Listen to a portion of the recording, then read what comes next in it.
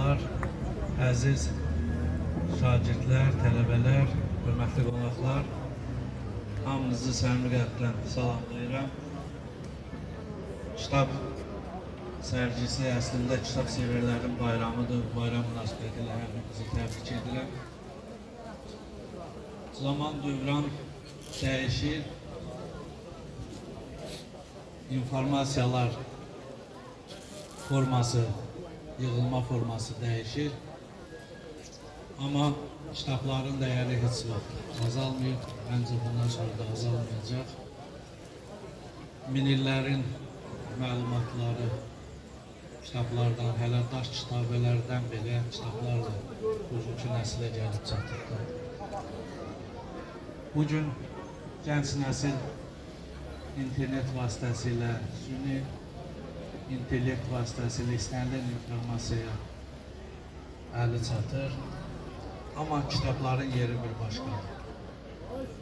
Kitablar, xüsusilə bədii kitabları mən nəzərdə tuturam.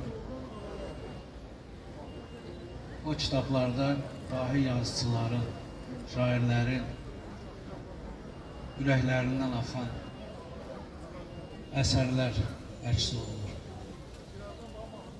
İnsanda həm elm olmalıdır, həm də helm olmalıdır.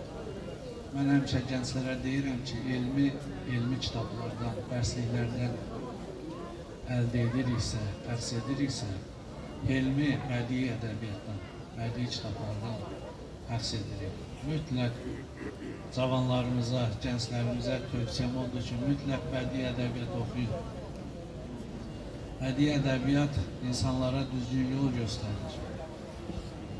Səbri öyrədir, intellekti öyrədir, mədəniyyəti öyrədir, keçmişin təcrübələrini öyrədir.